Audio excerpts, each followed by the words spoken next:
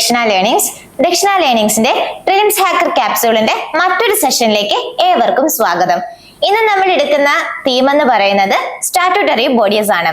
Okay, എന്തുകൊണ്ടാണ് ഈ ഒരു തീം എത്രത്തോളം UPSC പ്രിലിംസ് പെർസ്പെക്റ്റീവില് ഇമ്പോർട്ടൻസ് എന്നുള്ളത് നിങ്ങൾക്ക് ഈ ഒരു ഹെഡ്ലൈൻസ് കാണുമ്പോൾ മനസ്സിലാവും. Statutory authorities cannot file writ petition invoking Article 32 of Constitution.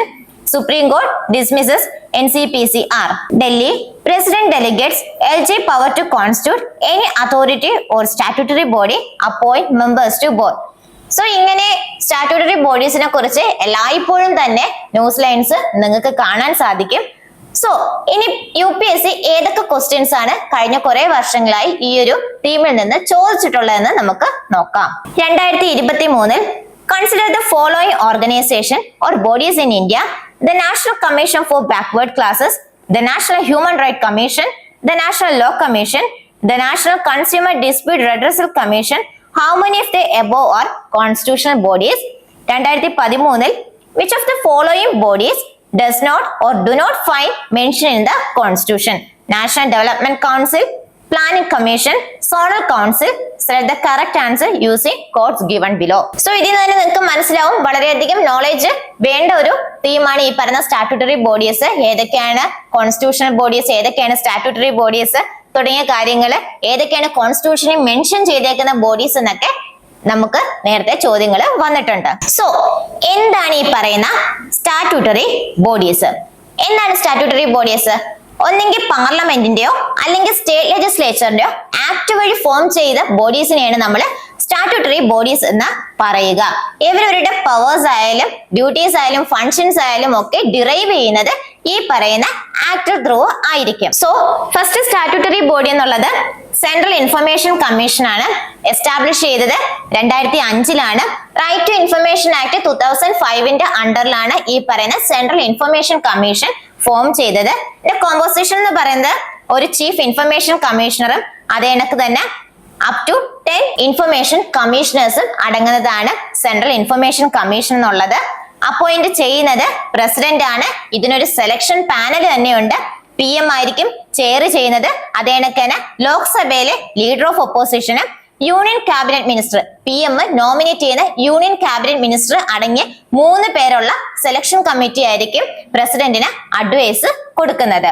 So tenure എന്ന് പറയുന്നത് ഒന്നെങ്കിൽ 3 years അല്ലെങ്കിൽ 65 years. ഇതിൽ ഏതാണോ ആദ്യം ആ രീതിയിലായിരിക്കും മുന്നോട്ട് പോവുക. അമെന്റ്മെന്റ് വന്നിട്ടുണ്ടായിരുന്നു 2019. ഓക്കെ, അത് നമുക്ക് താഴോട്ട് വരുമ്പോൾ പറയാം.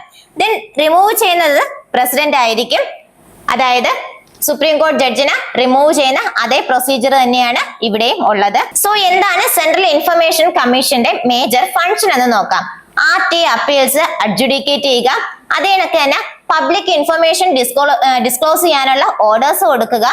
RTA ആക്ടുമായിട്ട് ബന്ധപ്പെട്ട കാര്യങ്ങളിൽ തീരുമാനങ്ങൾ എടുക്കുക തുടങ്ങിയ കാര്യങ്ങളാണ് സെൻട്രൽ ഇൻഫർമേഷൻ കമ്മീഷന്റെ ഫങ്ഷൻസ് ആയിട്ട് വരുന്നത്. ഇവരുടെ മേജർ പവേഴ്സ്, അതായത് സിവിൽ കോർട്ടിന്റെ അധികാരമുള്ള ഒരു ഇൻസ്റ്റിറ്റ്യൂഷൻ ആണ് ഈ പറയുന്ന സെൻട്രൽ ഇൻഫർമേഷൻ കമ്മീഷൻ. സമോൺ ചെയ്യാനും അതേ കണക്ക് തന്നെ ഡോക്യുമെന്റ്സ് പരിശോധിക്കാനും എവിഡൻസ് കളക്ട് ചെയ്യാനും ഒക്കെ സെൻട്രൽ ഇൻഫർമേഷൻ കമ്മീഷന് അധികാരമുണ്ട്. സോ എന്തൊക്കെയാണ് ഇവരുടെ ലിമിറ്റേഷൻ എന്ന് നോക്കാം. ഒരിക്കലും ഇവരുടെ ഡിസിഷൻസ് എൻഫോഴ്സ് ചെയ്യാനുള്ള അധികാരം സെൻട്രൽ ഇൻഫർമേഷൻ കമ്മീഷന് ഇല്ല. ഓക്കെ, സോ പ്രിലിംസിന്റെ പെർസ്പെക്റ്റീവിൽ ഓർത്തിരിക്കേണ്ട കാര്യം എന്ന് പറയുന്നത് സെൻട്രൽ ഇൻഫർമേഷൻ കമ്മീഷൻ എന്നുള്ളത് ഒരു കോൺസ്റ്റിറ്റ്യൂഷണൽ ബോഡി അല്ല, അതൊരു സ്റ്റാറ്റ്യൂട്ടറി ബോഡിയാണ്. അതേ കണക്ക് തന്നെ സിവിൽ കോർട്ടിൻ്റെതായിട്ടുള്ള എല്ലാ അധികാരങ്ങളും ഈ പറയുന്ന സെൻട്രൽ ഇൻഫർമേഷൻ കമ്മീഷൻ ഉണ്ട്. പക്ഷെ കണ്ടന്റ് പവേഴ്സ് അവിടെ ഇല്ല. അതേ കണക്ക് തന്നെ ടെന്യൂറില് അമെന്റ്മെന്റ് വന്നിട്ടുണ്ടായിരുന്നു. RTA അമെന്റ്മെന്റ് ആക്ട് 2019 പ്രകാരം ടെന്യൂറില് ചേഞ്ച് വന്നിട്ടുണ്ടായിരുന്നു. Next state information commission establish ചെയ്തത് ഈ പറഞ്ഞ RTA ആക്ട് 2005 പ്രകാരം തന്നെയാണ്. കോമ്പോസിഷൻ എന്ന് പറയുന്നത് ഒരു ചീഫ് സ്റ്റേറ്റ് ഇൻഫർമേഷൻ കമ്മീഷണറും അതേ കണക്ക് തന്നെ അപ് ടു 10 സ്റ്റേറ്റ് ഇൻഫർമേഷൻ കമ്മീഷണേഴ്സും ഉള്ളതായിരിക്കും സ്റ്റേറ്റ് ഇൻഫർമേഷൻ കമ്മീഷന്റെ കോമ്പോസിഷൻ എന്ന് പറയുന്നത്. ദെൻ അപ്പോയിന്റ് ചെയ്യുന്നത് ഗവർണർ ആയിരിക്കും. ഇവിടെയും സെലക്ഷൻ കമ്മിറ്റിയുടെ അഡ്വൈസ് പ്രകാരമാണ് ഗവർണർ സ്റ്റേറ്റ് ഇൻഫർമേഷൻ കമ്മീഷണറെ അപ്പോയിന്റ് ചെയ്യുന്നത്. CM ആയിരിക്കും ചെയർ ചെയ്യുന്നത്. അതേ കണക്ക് തന്നെ ലെജിസ്ലേറ്റീവ് അസംബ്ലിയിലെ ലീഡർ ഓഫ് ഒപ്പോസിഷൻ ഉണ്ടാവും. സ്റ്റേറ്റ് ക്യാബിനറ്റ് മിനിസ്റ്റർ, അതായത് CM നോമിനേറ്റ് ചെയ്യുന്ന സ്റ്റേറ്റ് ക്യാബിനറ്റ് മിനിസ്റ്ററും അവിടെ ഉണ്ടായിരിക്കും. സോ അങ്ങനെ 3 പേരടങ്ങിയ സെലക്ഷൻ കമ്മിറ്റിയുടെ റെക്കമെൻഡേഷൻ പ്രകാരമാണ് ഗവർണർ അപ്പോയിന്റ് ചെയ്യുന്നത്. ദെൻ ടെന്യൂർ എന്ന് പറയുന്നത് 3 years അല്ലെങ്കിൽ 65 years ആയിരിക്കും. ദെൻ റിമൂവ് ചെയ്യുന്നത് ഗവർണർ ആയിരിക്കും. സെൻട്രൽ ഇൻഫർമേഷൻ കമ്മീഷനെ അതേ രീതി തന്നെയായിരിക്കും ഇവിടെയും ഗവർണർ പിന്തുടരുന്നത്. സോ സ്റ്റേറ്റ് ഇൻഫർമേഷൻ കമ്മീഷന്റെ മേജർ ഫങ്ഷൻസ് എന്തൊക്കെയാണെന്ന് നോക്കാം. അതായത് RTA ആക്ട് പ്രകാരമുള്ള അപ്പീലുകളും കംപ്ലൈന്റ്സും ഒക്കെ കേൾക്കുന്നത് ഈ പറയുന്ന സ്റ്റേറ്റ് ഇൻഫർമേഷൻ കമ്മീഷനാണ്. അതായത് സ്റ്റേറ്റ് ലെവലിലുള്ള ഈ പറയുന്ന റൈറ്റ് ടു ഇൻഫർമേഷൻ ആക്ടിന്റെ ഇംപ്ലിമെന്റേഷൻ ആണ് അവിടെ ഉദ്ദേശിക്കുന്നത്. ദെൻ പവേഴ്സ് എന്ന് പറയുന്നത് സെൻട്രൽ ഇൻഫർമേഷൻ കമ്മീഷന് എത്രത്തോളം പവേഴ്സ് സെൻട്രൽ ലെവലിലുണ്ടോ അതിന്റെ ഒരു സ്റ്റേറ്റ് ലെവൽ വേർഷൻ ആണ് ഈ പറയുന്ന state information commission. So prelims പെർസ്പെക്റ്റീവില് ഓർത്തിരിക്കേണ്ട കാര്യം എന്ന് പറയുന്നത് സ്റ്റേറ്റ് ഇൻഫർമേഷൻ കമ്മീഷന്റെ ഡിസിഷൻസ് എന്ന് പറയുന്നത് സ്റ്റേറ്റ് ഗവൺമെന്റ് ഡിപ്പാർട്ട്മെന്റ്സിന് മാത്രമായിരിക്കും ബൈൻഡിങ് ആയിട്ടുള്ളത്. Okay. Then national human rights commission ഒരുപാട് തവണ പ്രിലിംസിനായാലും മെയിൻസിനായാലും ഒക്കെ ക്വസ്റ്റ്യൻസ് വന്നിട്ടുള്ള ഒന്നാണ് ഈ പറയുന്ന national human rights commission. Okay, next എന്നുള്ളത് നാഷണൽ ഹ്യൂമൻ റൈറ്റ്സ് കമ്മീഷൻ ആണ്.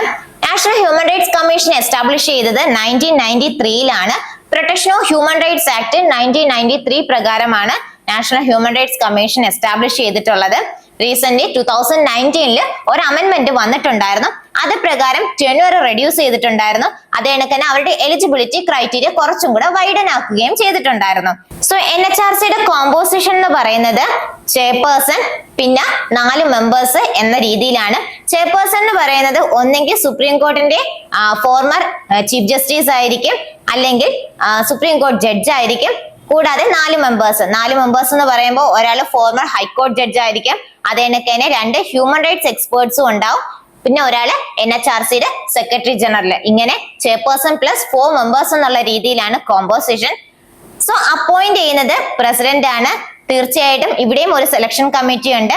PM, home minister, leader of opposition, ലോക്സഭയിലെ ലീഡർ ഓഫ് ഒപ്പോസിഷൻ, അതേ കണക്ക് തന്നെ speaker, deputy chairman of Rajya Sabha, അതേ കണക്ക് തന്നെ ലീഡർ ഓഫ് ഒപ്പോസിഷൻ രാജ്യസഭ. ഇത്രയും പേരടങ്ങുന്ന സെലക്ഷൻ കമ്മിറ്റിയുടെ തീരുമാനം അനുസരിച്ചിട്ടായിരിക്കും പ്രസിഡന്റ് അപ്പോയിന്റ് ചെയ്യുന്നത്. ദെൻ ടെന്യൂർ എന്ന് പറയുന്നത് 3 years അല്ലെങ്കിൽ 70 years ആയിരിക്കും. സോ റിമൂവൽ എന്ന് പറയുന്നത് പ്രസിഡന്റ് ആണ് റിമൂവ് ചെയ്യുന്നത് for misbehaviour or incapacity. Okay. Then ഇവരുടെ മേജർ ഫങ്ഷൻസ് എന്ന് പറയുന്നത് ഹ്യൂമൻ റൈറ്റ് വയലേഷൻസ് എൻക്വയറി ചെയ്യുക, അതിനൊക്കെ തന്നെ ജയിലുകൾ വിസിറ്റ് ചെയ്യുക തുടങ്ങിയ കാര്യങ്ങളിലൊക്കെ റീഫോംസ് ആവശ്യമുണ്ടെങ്കിൽ അത് അനൗൺസ് ചെയ്യുക. അതിനൊക്കെ തന്നെ കസ്റ്റഡിയൽ ടോർച്ചർ അവോയ്ഡ് ചെയ്യാനായിട്ട് റീഫോംസ് കൊണ്ടുവരിക, അല്ലെങ്കിൽ അതിനകത്തുള്ള അഡ്വൈസ് കൊടുക്കുക, ഹ്യൂമൻ റൈറ്റ്സിനെ കുറിച്ച് അവയർനെസ് ജനറേറ്റ് ചെയ്യുക തുടങ്ങിയ കാര്യങ്ങളാണ് നാഷണൽ ഹ്യൂമൻ റൈറ്റ്സ് കമ്മീഷന്റെ ഫങ്ഷൻസ് ആയിട്ട് പറയുന്നത്. സോ ഇവരുടെ പവേഴ്സ് എന്ന് പറയുന്നത് സിവിൽ കോർട്ട് അധികാരമുണ്ട്. അതിനൊക്കെ തന്നെ റിലീഫ് റെക്കമെൻഡ് ചെയ്യാനുള്ള അധികാരവും ഉണ്ട്. പക്ഷെ അതേസമയം തന്നെ അവരുടെ ഓർഡർ എൻഫോഴ്സ് ചെയ്യാനുള്ള അധികാരം ഈ പറയുന്ന നാഷണൽ ഹ്യൂമൻ റൈറ്റ്സ് കമ്മീഷന് ഇല്ല. സോ ലിമിറ്റേഷൻസ് എന്നുള്ളത് NHRCയുടെ റെക്കമെൻഡേഷൻസ് ഒക്കെ അഡ്വൈസറി നേച്ചർ, അതായത് നോൺ ബൈൻഡിങ് നേച്ചറിലുള്ള ഒന്നാണ്. അതിനൊക്കെ തന്നെ ഒരു ഇൻസിഡന്റ് സംഭവിച്ച ആഫ്റ്റർ 1 year അത് ഇൻവെസ്റ്റിഗേറ്റ് ചെയ്യാനുള്ള അധികാരം ഈ പറയുന്ന NHRCക്ക് ഇല്ല. അതിനൊക്കെ തന്നെ എൻഫോഴ്സ്മെന്റ് മെക്കാനിസത്തിലുള്ള ഫ്രെയിംവർക്കിന്റെ കുറവും നമുക്ക് അവിടെ കാണാൻ സാധിക്കും. ഇനി പ്രിലിംസിന്റെ പെർസ്പെക്റ്റീവിൽ NHRCനെ കുറിച്ച് നോക്കേണ്ടത് എന്തൊക്കെയാണ് നോക്കാം. NHRC ഒരു സ്റ്റാറ്റ്യൂട്ടറി ബോഡിയാണ്, അതൊരു കോൺസ്റ്റിറ്റ്യൂഷണൽ ബോഡി അല്ല.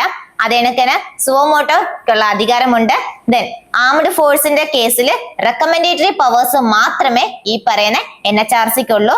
അതേ കണക്ക് ജുഡീഷ്യറി, പ്രൈവറ്റ് ആക്ട് തുടങ്ങിയ കാര്യങ്ങളൊന്നും NHRCയുടെ അണ്ടറിൽ വരുന്നതല്ല. Next state human rights commission, അതായത് protection of human rights act 1993 പ്രകാരമാണ് എസ്റ്റാബ്ലിഷ്ഡ് ആയിട്ടുള്ളത്. കോമ്പോസിഷൻ എന്ന് പറയുന്നത് ചെയർപേഴ്സണും, അതായത് ചെയർപേഴ്സൺ എന്ന് പറയുന്നത് ഹൈക്കോർട്ടിലെ റിട്ടയർഡ് ചീഫ് ജസ്റ്റിസ് ആയിരിക്കും, പ്ലസ് 2 മെമ്പേഴ്സ് എന്നുള്ള രീതിയിലാണ് കോമ്പോസിഷൻ. അപ്പോയിന്റ് ചെയ്യുന്നത് ഗവർണർ ആണ്. ഇവിടെയും സെലക്ഷൻ കമ്മിറ്റി ഉണ്ട്. CM, home minister, speaker, leader of opposition in assembly and chairman of legislative council and leader of opposition in legislative council തുടങ്ങിയ members ഉള്ള selection committee ആയിരിക്കും ഈ പറയുന്ന സ്റ്റേറ്റ് ഹ്യൂമൻ റൈറ്റ് കമ്മീഷന്റെ കോമ്പോസിഷന് ഉള്ള സെലക്ഷൻ കമ്മിറ്റിയിലുള്ളത്. ദെൻ ടെന്യൂർ എന്ന് പറയുന്നത് 3 years അല്ലെങ്കിൽ 70 years ആയിരിക്കും. ഏതാണോ ആദ്യം അതായിരിക്കും എടുക്കുക. സോ ഇവരുടെ ഫങ്ഷൻസ് എന്ന് പറയുന്നത് നേരത്തെ നമ്മൾ NHRCയുടെ കേസിൽ പറഞ്ഞ കണക്ക് ആ സെയിം ഫങ്ഷൻസ് സ്റ്റേറ്റ് സബ്ജക്റ്റിൽ എങ്ങനെയായിരിക്കും അതായിരിക്കും ഇവിടെ ഉണ്ടാവുക. സോ പവേഴ്സ് എന്ന് പറയുന്നത് സിവിൽ കോർട്ടിന്റേതായിട്ടുള്ള അധികാരങ്ങളുണ്ട്. അതേ കണക്ക് തന്നെ റിലീഫിന് റെക്കമെൻഡ് ചെയ്യാനുള്ള അധികാരമുണ്ട്. റീഫോംസ് ഇൻട്രൊഡ്യൂസ് ചെയ്യാനുള്ള അധികാരവും ഈ പറയുന്ന സ്റ്റേറ്റ് ഹ്യൂമൻ റൈറ്റ് കമ്മീഷന് ഉണ്ട്. സോ പ്രിലിംസ് പെർസ്പെക്റ്റീവില് എങ്ങനെയാണ് നോക്കേണ്ടത് നമുക്ക് നോക്കാം. അതായത് സ്റ്റേറ്റ് ഹ്യൂമൻ റൈറ്റ് കമ്മീഷൻ എന്ന് പറയുന്നത് ഒരിക്കലും യൂണിയൻ സബ്ജക്റ്റിനെ കവർ ചെയ്യുന്നില്ല. അവർ എൻറ്റയർലി ഫോക്കസ് ചെയ്യുന്നത് സ്റ്റേറ്റ് സബ്ജക്റ്റിനെ മാത്രമായിരിക്കും. അതേപോലെ തന്നെ ഒരു വർഷത്തിൽ ഏറെ പഴക്കമുള്ള കേസുകളിലൊന്നും ഇൻവെസ്റ്റിഗേറ്റ് ചെയ്യാനുള്ള അധികാരം ഈ പറയുന്ന സ്റ്റേറ്റ് ഹ്യൂമൻ റൈറ്റ് കമ്മീഷൻ ഇല്ല. അതേ കണക്ക് തന്നെ അവരുടെ റെക്കമെൻഡേഷൻസ് ഒക്കെ നോൺ ബൈൻഡിങ് നേച്ചറിലാണ്, ജസ്റ്റ് ഒരു അഡ്വൈസറി നേച്ചർ മാത്രമേ അവര് ഫോളോ ചെയ്യുന്നുള്ളൂ. ഇനി ഈ പറയുന്ന സെൻട്രൽ ഇൻഫർമേഷൻ കമ്മീഷനും സ്റ്റേറ്റ് ഇൻഫർമേഷൻ കമ്മീഷനും national human right commission, state human right commission തുടങ്ങിയ കാര്യങ്ങൾ വെച്ചിട്ടുള്ള ഒരു കമ്പാരിസൺ നടത്തിയിട്ടുള്ള ഒരു ടേബിൾ ആണ് താഴെ കൊടുത്തിട്ടുള്ളത്. So central information commission form ചെയ്തത് RTA ആക്ട് 2005 പ്രകാരമാണ്. ജൂറിസ്ഡിക്ഷൻ എന്ന് പറയുന്നത് യൂണിയൻ ഗവൺമെന്റ് ആണ്. കമ്പോസിഷൻ 1+10 മാക്സിമം മെമ്പേഴ്സ് ആണ്. ഓക്കെ, ടെന്യൂർ എന്ന് പറയുന്നത് 3 years അല്ലെങ്കിൽ 65 years ആയിരിക്കും. സോ സെൻട്രൽ ഇൻഫർമേഷൻ കമ്മീഷന്റെ അധികാരം അല്ലെങ്കിൽ അവരുടെ റെക്കമെൻഡേറ്ററി നേച്ചറിലായിരിക്കും. സിവിൽ കോർട്ടിനുള്ള അധികാരങ്ങളും സെൻട്രൽ ഇൻഫർമേഷൻ കമ്മീഷന് ഉണ്ട്. ദെൻ സ്റ്റേറ്റ് ഇൻഫർമേഷൻ കമ്മീഷന്റെ കേസിൽ വരുമ്പോൾ RTA ആക്ട് 2005 പ്രകാരം തന്നെയാണ് അവ ഫോം ചെയ്തിട്ടുള്ളത്. അവയുടെ ജൂറിസ്ഡിക്ഷൻ എൻറ്റയർലി സ്റ്റേറ്റ് ഗവൺമെന്റിനെ മാത്രമായിരിക്കും ഫോക്കസ് ചെയ്യുക. 1+10 മാക്സിമം മെമ്പേഴ്സ് എന്നുള്ള രീതിയിലാണ് കോമ്പോസിഷൻ. 3 years അല്ലെങ്കിൽ 65 years ആയിരിക്കും ടെന്യൂർ എന്നുള്ളത്. സെൻട്രൽ ഇൻഫർമേഷൻ കമ്മീഷന്റെ അതേ പവേഴ്സ് തന്നെയാണ് സ്റ്റേറ്റ് ഇൻഫർമേഷൻ കമ്മീഷന് വരിക. അത് സ്റ്റേറ്റ് ജൂറിസ്ഡിക്ഷന് ഉള്ള രീതിയിലായിരിക്കും വരുന്നത്. ദെൻ NHRC എന്ന് പറയുന്നത് protection of human rights act 1993 പ്രകാരമാണ് ഫോം ചെയ്തിട്ടുള്ളത്. ഓൾ ഇന്ത്യ, അതായത് ജമ്മു കാശ്മീർ റീജിയൻ ഒഴികെ ബാക്കി എല്ലാ റീജിയൻസിലും ഈ പറഞ്ഞ നാഷണൽ ഹ്യൂമൻ റൈറ്റ്സ് കമ്മീഷന്റെ ജൂറിസ്ഡിക്ഷനിൽ പെടുന്നതാണ്. സോ കോമ്പോസിഷൻ എന്ന് പറയുന്നത് ചെയർമാൻ +4 members ആണ്. ടെന്യൂർ 3 years അല്ലെങ്കിൽ 70 years ആണ്. നേച്ചർ ഓഫ് പവേഴ്സ് എന്ന് പറയുന്നത് റെക്കമെൻഡേറ്ററി, നോൺ ബൈൻഡിങ് ആണ്. അതേ കണക്ക് തന്നെ സിവിൽ കോർട്ടിന്റേതായിട്ടുള്ള എല്ലാ അധികാരങ്ങളും NHRCക്ക് ഉണ്ട്. Then state human rights commission protection of human rights act 1993 പ്രകാരമാണ് ഫോം ചെയ്തിട്ടുള്ളത്. സ്റ്റേറ്റ് ഗവൺമെന്റ് ജൂറിസ്ഡിക്ഷനിലാണ് state human right commission work ചെയ്യുന്നത്. ചെയർമാൻ +2 members എന്നുള്ള രീതിയിലാണ് കോമ്പോസിഷൻ. ടെന്യൂർ എന്ന് പറയുന്നത് 3 years അല്ലെങ്കിൽ 70 years ആയിരിക്കും. അതേ കണക്ക് തന്നെ നാഷണൽ ഹ്യൂമൻ റൈറ്റ്സ് കമ്മീഷന് എന്തൊക്കെ അധികാരങ്ങളുണ്ടോ അതൊക്കെ സ്റ്റേറ്റ് ഹ്യൂമൻ റൈറ്റ്സ് കമ്മീഷൻ ഉണ്ട്.